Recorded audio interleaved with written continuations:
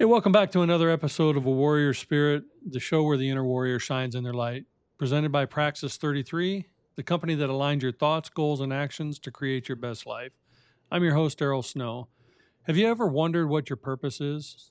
Ever felt that you're not worthy of forgiveness or of God's love? Many of us have been on that road, and as has today's guest, Chad Witmeyer. Chad's a military veteran, an entrepreneur, a senior executive, and in the personal development and corporate training field. He spent a lifetime struggling to meet the expectations of others and the world around him. He's now an author, speaker, and he serves to remind us that we don't have to wait for a traumatic event to knock us down. You can begin your journey to find your path now. Chad, I welcome you to the show, and thank you for joining me. Well, thank you, Daryl, and I appreciate the opportunity. In the intro, we talk about, you not waiting for the world around you to knock you down. Where did your beginnings start? Where were you born and raised? I was born in upstate New York, Albany to be exact, but most of the family still lives in Syracuse and Rochester. And post World War II, I was born a couple years after World War II, so that kind of gives you an idea how old I am. But grew up in the 50s and 60s mainly, of America dominating the world, business-wise, economy, and all that good stuff. And it was always a success journey. My dad spent probably about 8 years in the regular military from before World War II to after, and he did a little occupation duty in Korea, fought on the island of Okinawa, and when he finally got out in the late 50s, went into the insurance business and started rising in the administrative side. And his was always, one step up the ladder. Of course, I didn't understand any of this back then. Mom was stay at home at that time, but later years I learned that she was just itching to get out of the house. So I was pushed off to kindergarten just after I turned 4, pretty young. Yeah. So I was always in school like a year behind everybody on emotional development. And so it was always, we grew up in church, Episcopal church, kind of the high Episcopal church. And my concept of religion at that time was strictly church on Sunday, annual visits from the parish priest, talk with mom and dad about how much you're going to give me this year. And that's it. I was an acolyte, choir boy, and did all the stuff, Hold up a second. So back in the day, the priests were door-to-door salesmen. They would come and ask you personally for the donations? Well, it was an annual scheduled visit. And they would sit down. Mom would serve high tea, and everybody dress up. And we were expected to sit there, be introduced, and then disappear and be quiet. But they would talk about, this year's commitment to the funds needed to run the parish and the building plans. And we belonged to some wealthy churches, and so it was always a big number. But it was serious business, man. That's fascinating to see, and I'm sure those conversations helped your father in the insurance business because, again, you're sitting in someone's home, you're talking about important business, bigger numbers, not as big as contributions to the church often, but still, it kind of leads right into the philosophy of the old-time insurance salesmen. Yeah, he never sold insurance. He was always he started as a adjuster and then moved into the corporate side and eventually became chief operating officer of some of the biggest companies we have, Zurich American, Great American, and they were big time. Eventually, before I got out of high school, this actually carried through into college. His personal accounts were American Airlines, Holiday Inn, to the point where he had the personal home numbers, no cell phones in those days, personal home number of the CEOs of those companies and the chairmans. Anyway, that's kind of the world I grew up in, where it was all about what would other people think. So all your actions were tailored to the social and business track you were on, and the whole family had to buy into it. We didn't realize any of this. Yeah. This was over our heads. We just wanted to play, have a good time, go on vacation, all that good stuff. But so my high schools I went to were um, kind of elite high schools, at least in the wealthy sections, never private school versions. But and then I got to a point where I really didn't want to, because I didn't want to follow in Dad's footsteps because he was always working. He was never there. He joined us in the Boy Scout expeditions and things like that, which that was great. Uh, but I purposely told him in my senior year, I said, I don't want to go to college. Then his answer to that was waking me up the next morning at 6 a.m. and joining him on the back porch. And he says, just wait till the garbage truck came through. And the two guys jumped off the back, grabbed the metal cans, and threw them in the back of the truck. And as it drove away, he said, see those two guys on the back of the truck? Without a college education, that is the best you can hope for. Okay, Dad, I'll join it. I'll go to college. But that was their mentality is post-war, we were rebuilding and a college education was your ticket to success. I mean, you had to have that. That was It was the opens the mantra. doors. That was the mantra for everybody who was on that track. Um, I didn't know it at the time, but their social circle was expanding, and it included the Bush family up in New England. We lived in New England by that time in Connecticut, and families like that. Chairman of the board of this group, CEO of this group. Status was It was everything. all status was everything. Now, mom and dad were realists and solid people. They didn't borrow money for anything. It was always I paid cash, so they never ever suffered debt. Um, Probably until I went to college, but I don't know about that. But it was a very conservative upbringing, very uh, conservative Republican type of upbringing, and that colored my flavor, my view of the world.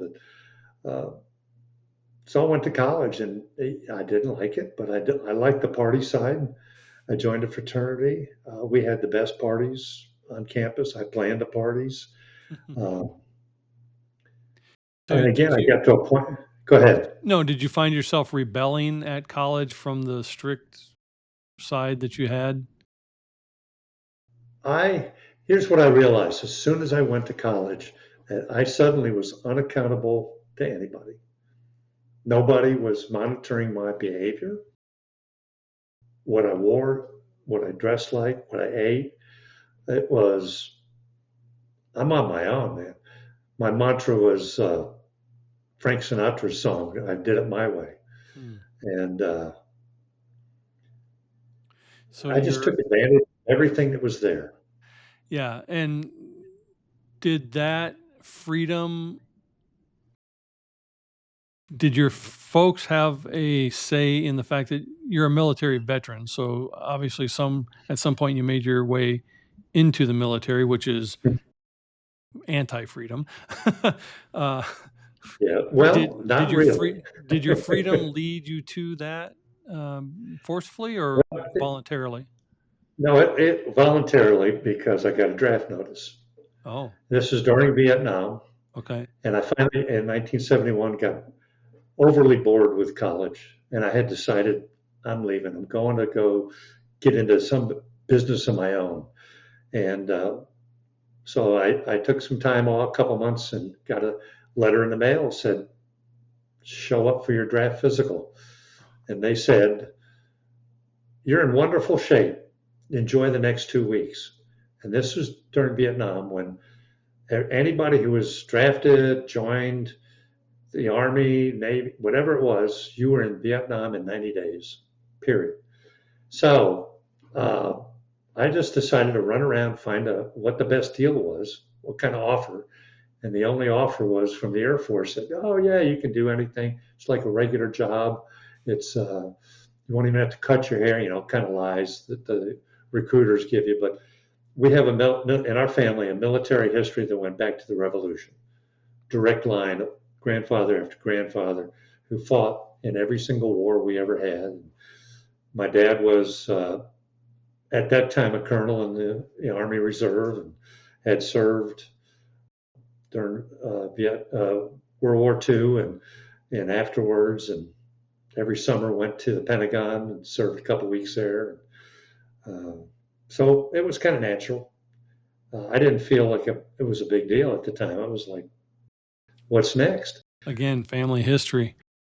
Yeah. Did you obviously you survived the war, and the Vietnam War was a horrible thing. The homecoming for most vets was not pleasant as it was for some of the other wars that we've been in, where they came back, to hero celebrations. The Vietnam vets got very poorly treated and caused a lot of divisiveness within households and families. And what was the response in your neck of the woods when you came home? Were you subject to all that stuff too, or? Not at all. And that was not my experience at all. I got out in very late, like December of 1974, and went back to school. And I got there at the same time. A best friend, he got out of the Marine Corps at the same time, and we never saw that. And we went to school in Oklahoma City, so it was very conservative out there, and a lot of military in Oklahoma. It was not East Coast, West Coast. I never experienced that type of treatment, and I guess I never thought about it. But I read about it. I had friends who suffered it, and to this day, I still talk with veterans groups and other veterans, and yeah, they experienced it, and it was very real. And but that was So, not my experience. So and that's fortunate because some of those guys are still suffering today. Uh, what caused you then to turn corporate? Was that again kind of just the lineage of the family, or was that a conscious choice? that was pure chance. And this is all part of my self discovery in recent years to how God is putting people and things in my circumstances in my path that I didn't recognize. But I had a blind date in 1976, and I even wrote about it that next day that I finally took her home at 5 a.m. But uh, she turned out to be Zig Ziglar's daughter. Oh, And before a second date, she asked me, now you got to get this answer to this question correct if we're going to go out again. She said, do you know who Zig Ziglar is? And I said, what is that? No, I had no idea. No, I don't know who he is. She said, okay, we're good. She was tired of salespeople wanting to date her to get to Zig because he was becoming famous at that time. And so I had my own business at that time. I was restoring antiques. I had just been an importer of antiques from Europe. Then I opened up my own shop to do restoration. And we got married just 9 months later. And restoring antiques in an air conditioned shop in Dallas, Texas in the summer, not fun. no. I've been to Dallas. I And lived there 7 yeah, years. okay. Yeah. High humidity and 100-degree temperatures. It's Yeah, not oh, fun yeah. at all. And we had a big kind of it was like a 10-foot diameter fan in this building, upper floor of a 100-year-old building. And you worked in shorts and shoes, and that was it. And so anyway, yeah, I get tired of that. And Zig had started something. He wanted somebody to go door to door and bookstore to bookstore selling his book. He had one book, and one tape set. See you at the top. See at the top.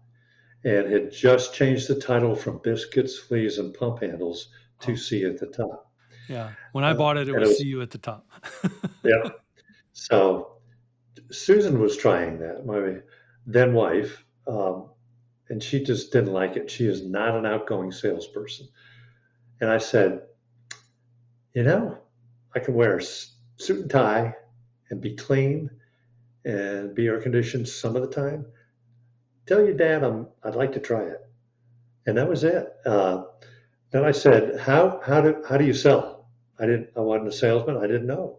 He said, listen to the tape. Yeah. So that was my sales training. Yeah. The But training's it on the went, and tape. training is on the tape. I did start traveling with him to certain speaking engagements, and I would do the back of the room merchandise sale. And we had one set of tapes and one book. And then when I wasn't traveling, I was going door to door, uh, business to business. And some of those guys were patient enough to teach me how to sell. Like, you came in here all wrong, boy, and here's what you should have done. Should have asked me what I needed. And it went from there. So I learned a lot. Well, I can tell And you didn't then, listen to the tape because that's on his tape. yes. But then I started trying to help out in the shipping department, which we really had 3 employees at the time. And so I started helping bag things and address things. But then the company started growing pretty rapidly. More speaking engagements, more books dealing with stuff. And he was having problems with whoever was providing the tapes at the time, the audio tapes, quality wise. And so at some point, I just started recording and doing it, bringing recording equipment on the road, uh, which of course it wasn't the size of your cell phone. Then it was a huge reel-to-reel tape recorder Hmm. and a box of mics and wires and things. And then I brought up the idea, well, why don't we edit and do our own stuff? And so then I was made vice president of production. So I built a recording studio, researched how to do it, built the whole thing myself, and then high speed duplication plan for audio and video. We started doing videos. I started producing it. I would hire the remote truck to come and, it's just one thing after another, building a corporate structure. And then pretty soon it was, we need a human resource department. So I created that. Marketing department, I created that. And, pretty soon I'm chief operating officer. My brother-in-law, Jim, was CEO, and we were running a pretty fair-sized business. And I'm old enough that I still have a Zig Ziglar cassette tape, one of the originals, and I actually still play it. I have an old player that will play a cassette, and I will still listen to it from time to time because even though it's 50 years down the road, the wisdom of that message is still so valuable. And so I'm curious. We asked, in the opening, if anyone's ever wondered about their purpose or if they ever felt worthy of God or God's Mhm. love or forgiveness. Zig was big on his relationship with God, at least exteriorly.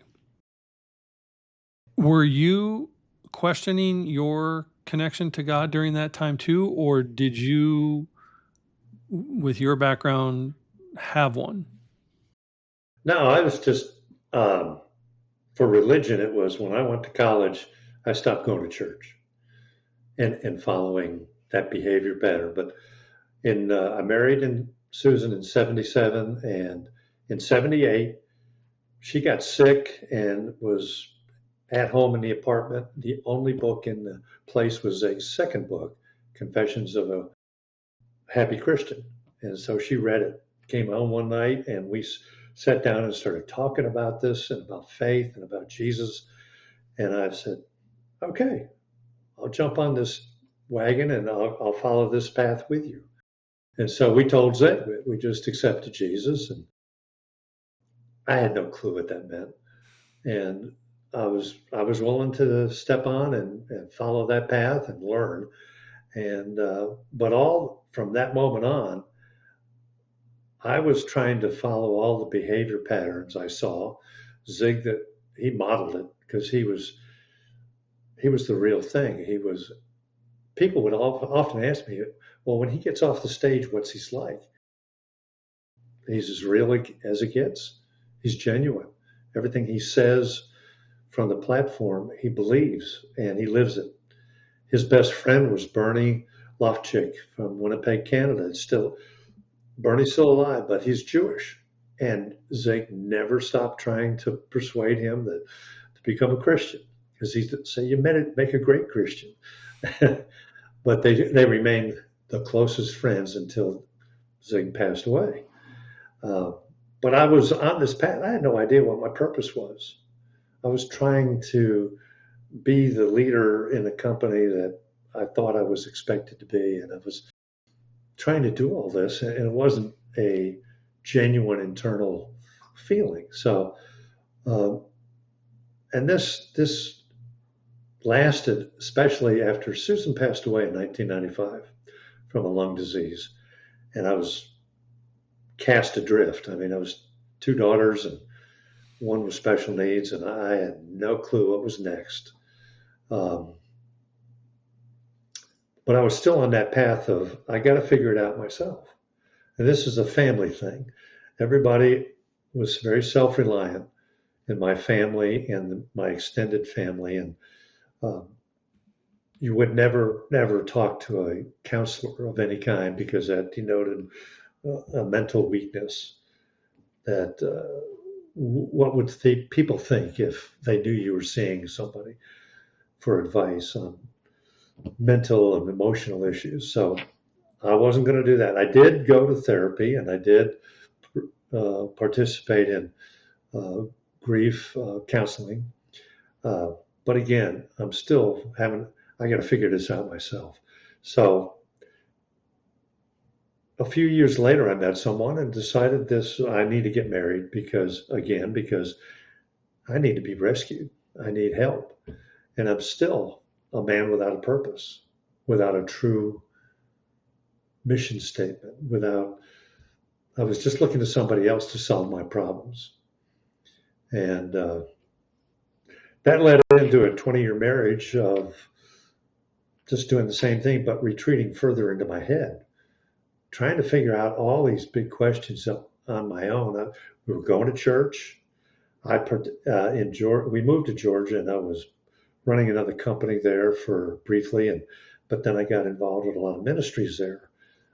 Charles, we knew Charles Stanley, Andy Stanley, John Maxwell, and the company I was working with. Actually, we did business with John Maxwell, and then I got involved in a ministry ventures, which was an incubator for ministry, and I was advising them on how to structure their ministry, how to write their papers, how to create mission statements.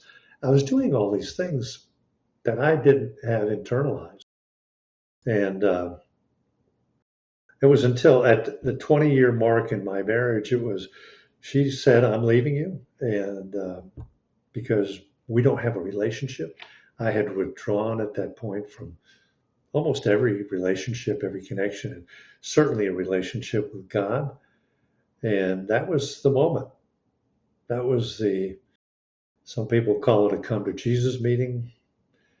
Some people call it the traumatic event of the 10th order. Um, Suddenly I'm sitting in an apartment alone, and I genuinely felt I was at rock bottom, and I reached out and cried out, help. God was there. He was there at that moment. And it was almost as if I heard in my head, not an audible voice, but God saying, you've done it your way all of your life. How do you like me now? And that was the moment I said, I love you, man. And I began a total 180-degree shift in my thought process, my life, my actions. And I began a journey and this is 2019, I began a journey that is never ending, but has put me in a whole different place in life. And Matthew 22:37-40 became my mantra. It became love your God with all your heart, all your mind, all your soul. Love your neighbor as yourself. And truly understanding that verse gave me my mission. And when we have those moments and those type of changes occur, oftentimes our circle of friends change, but also our relationship with others, including our family, our friends, that also changes. And then also, as you stated, our relationship with ourselves. So, how did your final evolution, not final because we're always growing, but how did that moment change those things for you? Well, by that time, I didn't have any friends left to get rid of, to explain my change of heart. Uh, but I began acquiring genuine friends. Now, it started with my family. I'd been estranged from my oldest daughter for a while because of my second marriage. She didn't like the family, and the family didn't like her. So it was a difficult relationship. But I started, it changed with my daughter first, uh, and then the rest of the family second. And then I became involved, deeply involved at church that I'd carefully checked and selected.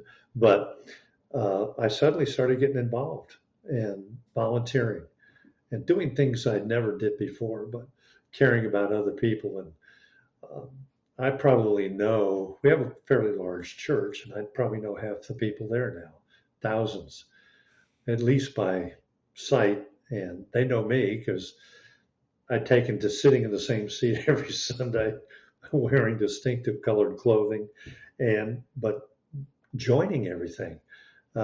Four men's groups, work with two or three charities, became on the board of one or two of the charities, and just totally different, changing my actions, changing,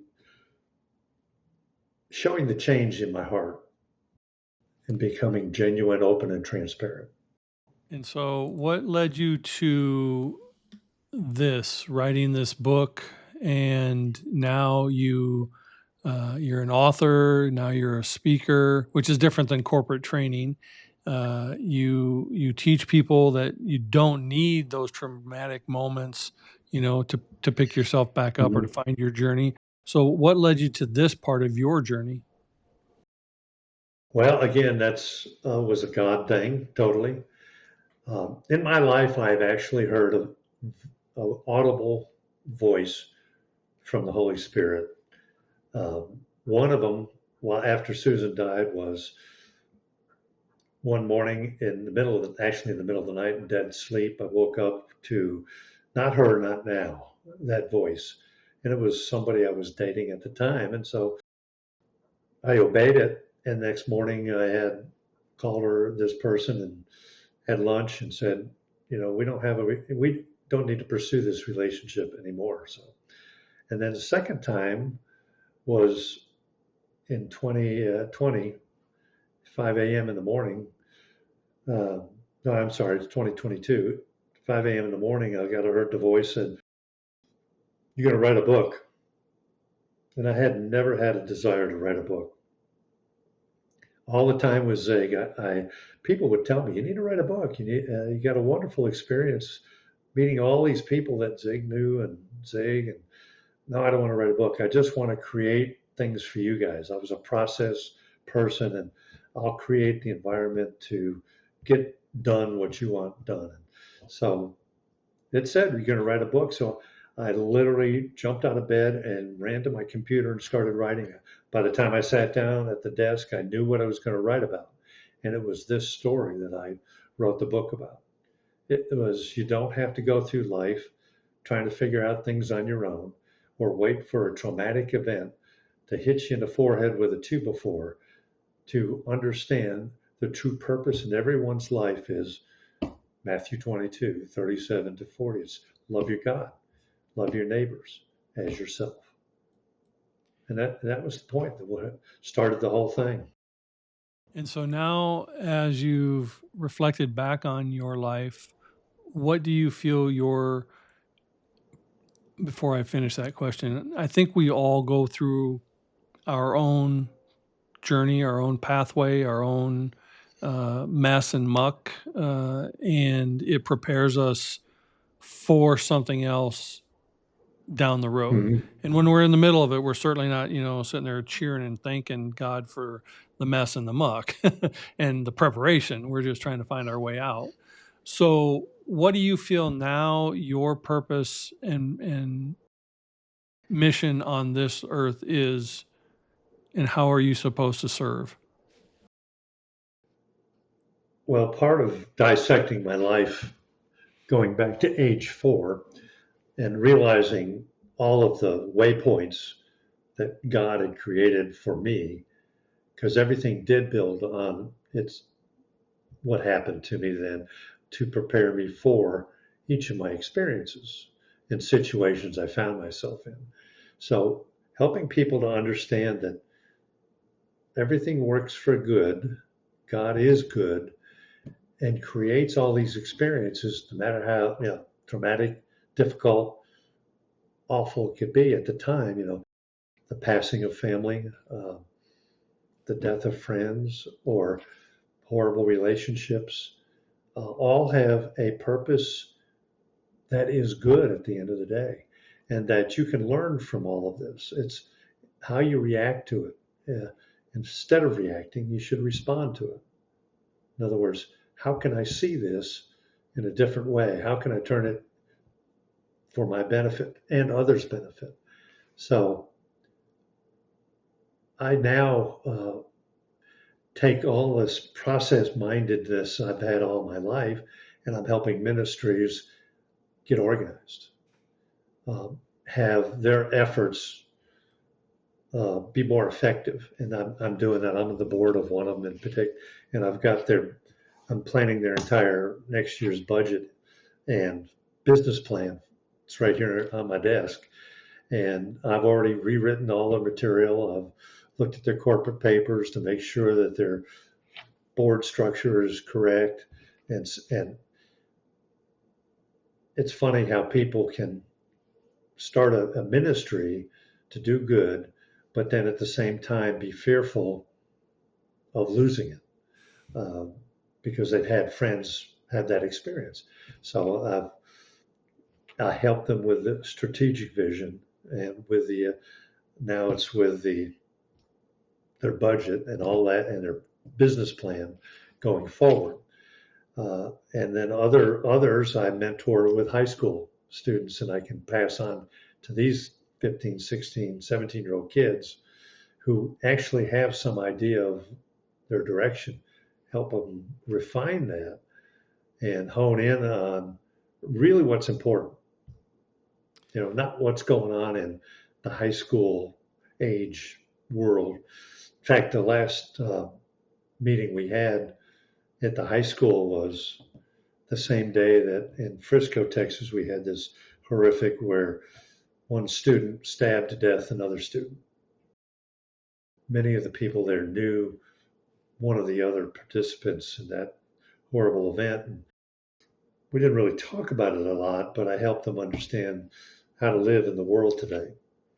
Some of the students we mentor are migrants, are families of migrants, and they're legally here, but how do they deal with this a new day? So it's how to deal with life. I'm helping several other ministries actually become 501 C3 But we live in nonprofits. a So, fairly darkened time, and it's interesting because you lived through the Vietnam War. I grew up in that era. We all think that the time that we were going through our childhood and our teen years and our 20s was kind of a darkened time in our society, and so the young people today say the same things we were saying as children. It's a dark world, and, bleak and not hopeful. But I think social media and the broadness of information has made it actually worse, because social media has made it less social. They don't know how to handle the stressors as well. They don't know how to Mhm. interact as well. They certainly don't know where to look for God as well. It's and you grew up in a church household, but I don't believe God is found in the church. I think He's found in the connection with the people around the church, or Totally. elsewhere in whatever spiritual connection. I always said as a kid, and I even wrote papers on it in high school, religion was the worst thing that happened to God. So it's interesting that you're now working with these type of individuals when they seem so disillusioned by life in general. Mhm. And many that I've spoken to don't have a belief that there is a God. They're not quite atheists, but they Mhm. don't quite know where to find it. When they're going through this, how do you introduce the concept of something that can only really be felt, not seen? It's like selling things that you can't see. And one thing we did with Zig is, as I was recording a series on the road, I didn't have a product to sell. We had an empty cassette binder. And I said, we made a joke out of it. I'm selling you air, a non existent product right now, but promise it will come. So I've sold, I'm trying to think of the word they call something you can't see. It's not, doesn't have a physical form yet. It's a concept. But beside that, I try to help everybody, and everybody I know, friends, students, um, they all deal with anxiety about what's happening in the world, and they don't know what's happening. They don't know what the future holds. They get upset about today's news or somebody said on social media, and my answer to that is based on my life. I don't have anxiety anymore about anything. I know that there is a reason for everything that's happening right now. And I tell them at the end of the day, I know the end of the story. I know how it ends. And you should not be anxious about anything that's happening because everything that happens has been foretold. And I can now point to scripture uh, where everything that has happened today or is happening today has already happened before. It's not new. Putin, Russia, that's not new. That's old news, but it just is reenacting itself today. Uh, Especially my grandson, who's 10, and he's going to a private classical school. They teach classical stuff. He learns Latin there. It's not a Catholic or denominational school, but it is a Christian school. And he learns math the old way by memorizing the multiplication, division tables, and things like that. So he does it in his head. He can do math in his head that college graduates can't do now at 10. But I tell them, don't worry. And they come to me. He comes to me for everything that he has to, every project in history that he has to do. He comes to me because I'm a history buff and I got it. And the Bible is one of the greatest history books ever written. It's also one of the greatest science fiction books ever written. I talk about, because he's big into dinosaurs. And I say, there's a reference in the Old Testament about dinosaurs and monsters in the sea. And he doesn't understand the background of that or can't read the Old Testament yet, but I try to help people understand. Even all the adults, my friends, my kids have plenty of friends in their social circle, and I know all of them now. I'm one of their friends also, so I can talk to them about relax. You know, the stuff that's buffeting you back and forth socially or economically, like with your business, don't worry about it. It's all been decided. And it's all been done before. It's all been done How before. how do you how do you help individuals begin their journey to finding their purpose? One thing I've learned, um, I've known, but I've actually learned it. I mean, you can know things intellectually, and that was where I was for most of my life. Intellectually, oh, I know that, but understanding and believing it is a different thing entirely. So I know now that everybody is born with a gift, not a whole bunch of gifts, and you got to spend your life figuring it out. You got a gift that you are best at, and we go through. What do you like to do? What are your hobbies? What did you enjoy as a kid doing? I mean, what do you like to do? So maybe your gift is a teacher. Maybe your gift is being the rock for people who are cast to and fro by the storms of life. Uh, being a father, being a mother. Uh, I talk to the people about this, and it calms them because now I need to go find that gift. What is that gift? How do you do that? Some And we people talk are about it. some people are under the misconception though that their purpose or their gift or their is supposed to be some grandiose thing, and it's It's sometimes can be, but more often than times it's pretty basic and simple, but it's your gift that needs to be given to help serve others in your mhm, corner of the world. absolutely. I tell people that I started volunteering. I started serving others. And through that process, I tell families that your kids can discover their purpose by beginning to serve others, volunteer. There's some Barna research has done some things, and I know my numbers are not exactly correct. I need to look up that study, but kids who go to church with their parents, sitting in the pew in service, when they leave home, they're only about in the 20% range for staying with the faith. But kids who go to church and Sunday school, well, that percentage increases to like 37, 40%. But the kids who volunteer and serve others, that percentage is high, in the high 70s to 80%. They'll stay with their faith when they get out on their own. So I say, are you volunteering? Do the kids see you volunteering?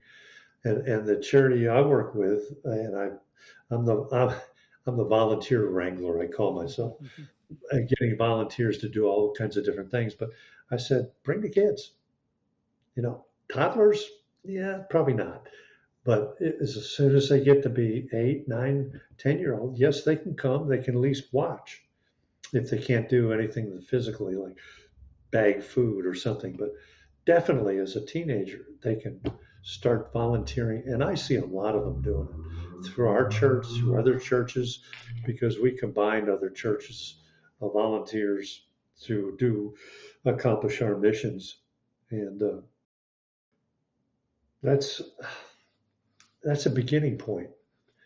You want to discover your gift, volunteer.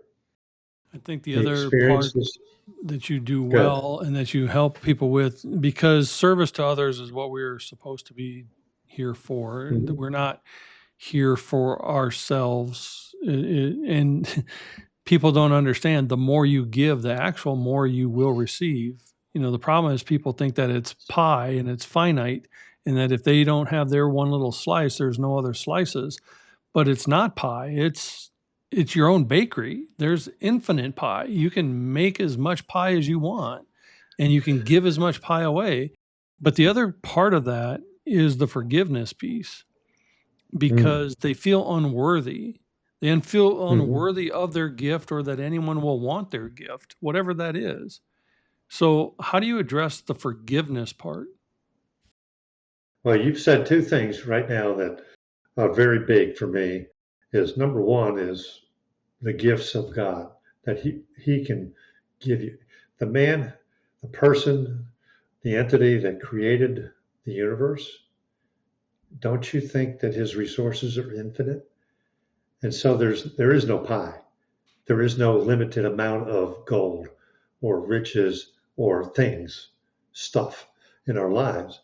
And so I have found I have turned over all of my resources, physical and not non-physical, but certainly all income, all real stuff. I said, God, it's yours. You can determine how it goes. I've spent a lot of money that some people would call foolish publishing this book, taken trips to do research. I have donated a lot of money to entities, and uh, more comes. I cannot, I have some 401ks that I inherited that I have my own, and my Social Security, and I'm retired now. But every year I just tell my uh, advisor, and I don't even check my accounts. He just writes me an email and said, "Well, all of your accounts together just decreased $300 this month or this year." So I, it grows more than I can take out, and there's more there than I can uh, ever wish to have. So the other one is if you take Matthew 22, because this is where it all began for me, and should begin for everybody. But love your God with all your heart, all your mind, all your soul, and then love yourself, love your neighbors as yourself. You can't love yourself until you love God. You can't love God until you love your neighbors. You can't love your neighbors until you love God. And you can't love yourself until you love neighbors and yourself. So through the process of volunteering, through the process of learning about God, studying the Bible, going to classes, seeking knowledge from other people that know more than you, which is I do. I'm in regular classes every Monday night about different parts of the Bible and scriptural knowledge. And I've forgiven myself. I have forgiven everybody in my life who either were part of a unfortunate experience, traumatic experience. This is hard when you're divorced and you have an ex-wife and who may never forgive you, but I have. To get to the point where you can forgive yourself really removes the last barrier in your spiritual journey and richness and fullness to achieve what I call the abundant life. The Bible doesn't refer specifically to an abundant life in many places, but all of the riches that is promised, especially in the New Testament, it's available, and I call it the abundant life. But you can't get there unless you forgive yourself, unless you love God and love your neighbors. Those three things, just fundamental. It's fundamental. It's very sometimes the hardest things are the easiest things. Sometimes the easiest things are Uh, the hard things. yeah. And forgiveness of self is such a cornerstone to healing and moving forward and having a Mhm. connection with God, spirit, universe, your neighbor, your brother, your family, whatever. You can't have that connection until you feel worthy, and you can't feel worthy until you've forgiven yourself Mhm. because there's nothing for you to forgive. You've already been forgiven. So it's a complex wheel that can be Yes, simplified if people just slow it down a little bit. exactly. See, I never forgave myself. I always thought there were some things in my life that I thought in my head or that I actually did that God could never forgive me with that, even though it's very explicit in Scripture that He does. And it's been very explicitly explained to me. But through the process of, I got a regular biblical counselor I go to. I started out going every week. Now it's twice a month. Um, we're almost on the same level, and that's not a facetious thing I say, but uh, we talk about things that he needs to hear, and things I need to hear. It keeps me grounded. But I am enrolled in regular classes every Monday night, throughout the year and for the last 3 years that increase my knowledge and I study this, and an active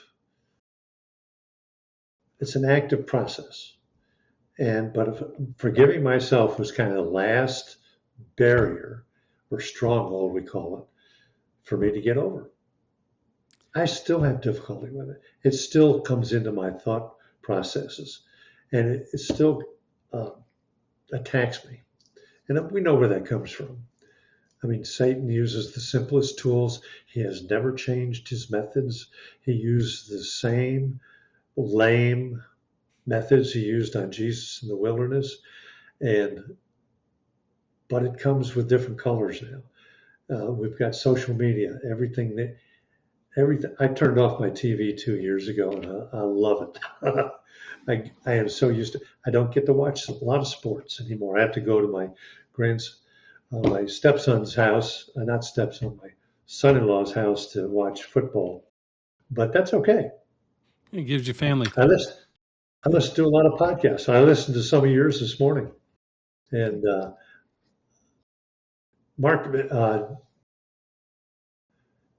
Victor Davis Hanson. If you've ever listened to him, he is a solidly grounded man who explains what's going on today. And he's a Stanford chairman of a department there or fellow there, and he's been teaching and speaking, but he's just real. He's a farmer in California, believe it or not, plus a highly educated man. C.S. Lewis has got so much. He's been Philip Yancey is another author that I love book. And in 1 year, I read 34 books. Nice. And last year, I deducted about 45 books from my tax return. Now that I'm an author, I can deduct stuff like that. Anyway, so it's an ongoing process, but loving yourself is pretty hard. Well, I appreciate that you've joined us today to share your message and share your purpose. I'm going to ask you the final question that I do ask all the guests, and if you did listen to a couple shows, you know it's coming. What, in your capacity now, what does a warrior spirit or having a warrior spirit mean to Chad? It means, number one, being honest, open, and transparent, or HOT, in life, daily, with everyone you meet, regardless of the situation. Then you have nothing to hide. You don't have to worry about what people expect of you. As long as they are expecting honest, open transparency, and you tell people like it is, and you believe and act like it is, and it's just real life. It's real. You don't have anything to cover up. You don't have anything to apologize for. Well, you do if you make a real mistake and you apologize for it. But as far as your behavior, your beliefs, just be real open and transparent. And that makes you a genuine person who will always be a source of stability and constancy to everybody you know. Well, I appreciate that you've taken your time to be a source of genuine openness here. And I appreciate you doing this with me. And I hope you have a really blessed day. And I would love to follow your path and see where you go. Well, you're welcome to circle back anytime. All righty. Well, I appreciate it. And if you would like to get in contact with Chad, he has his website, chadwitmeyer.com, or any of his social media platforms. And as always, I thank you for joining us on this edition of A Warrior Spirit. Be sure to hit that like or subscribe button so you catch all the episodes, and have a genuine, blessed day on your own path and your own journey. It's not just about the fight, it's how we rise from it.